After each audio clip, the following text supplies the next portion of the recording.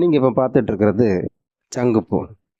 இந்த செடிக்கு காக்கரட்டான், மாமூலி, கன்னிச்செடி அப்படின்னு நிறைய பேர் இருந்துகிட்ருக்கு. இது ஒரு அற்புத மூலிகை செடி.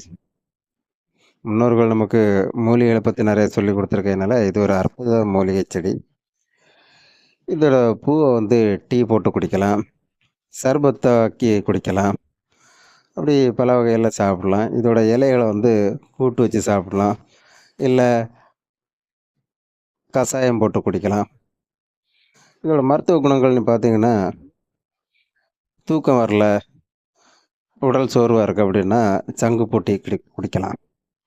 உங்களுக்கு சளி பிரச்சனைகள் இருந்துச்சுன்னா இந்த இலையை எடுத்து அதில் இருந்து சாறு எடுத்து சம அளவு இஞ்சி சாறை எடுத்து கொஞ்சம் தேன் சேர்த்து குடிச்சிங்கன்னா அந்த நுரையீரல் தொற்று இருந்துச்சுன்னா குறையும் அப்படிங்கிறாங்க.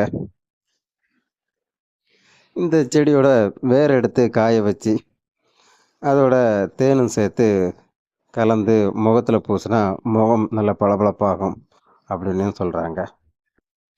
பெண்களுக்கு இது ஒரு சிறந்த மருந்து. அதாவது மாதவிடாய் காலத்தில் வந்து இந்த கஷாயம் பூவும் இலையும் போட்டு கஷாயம் போட்டு குடித்தா அந்த உடல் சோர்வு வந்து குறையும் அப்படின்னு சொல்கிறாங்க. இந்த செடியோட காயில் இருக்கக்கூடிய விதையை எடுத்து காய வச்சு பொடி செஞ்சு சாப்பிட்டா சிறுநீரக தொற்று, அதாவது சிறுநீர் பாதையில் இருக்கக்கூடிய தொற்றுகள் குறையும் அப்படின்னு சொல்கிறாங்க. அதே போல் இந்த சங்குப்பூட்டி உடலில் சர்க்கரை அளவை கட்டுக்குள் வைத்துக்கொள்கிறது. இது சர்க்கரைக்கு ஒரு சிறந்த உணவாகவும் இதை உட்கொள்ளலாம். சங்குப்பூ செடியோட வேரை கஷாயம் செய்து கொடுத்தா அது குடலில் இருக்க பூச்சிகளை வளர்த்தையும் வெளியே தள்ளிடும். இது குழந்தைகள் முதல் பெரியவர்கள் இந்த கஷாயத்தை வச்சு குடிக்கலாம்.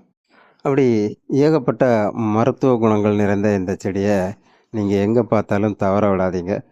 பிடுங்கிட்டு போய் வீட்டில் கஷாயமாகவோ டீயாகவோ போட்டு குடிங்க. உடல் ஆரோக்கியம் பெறட்டும். நன்றி.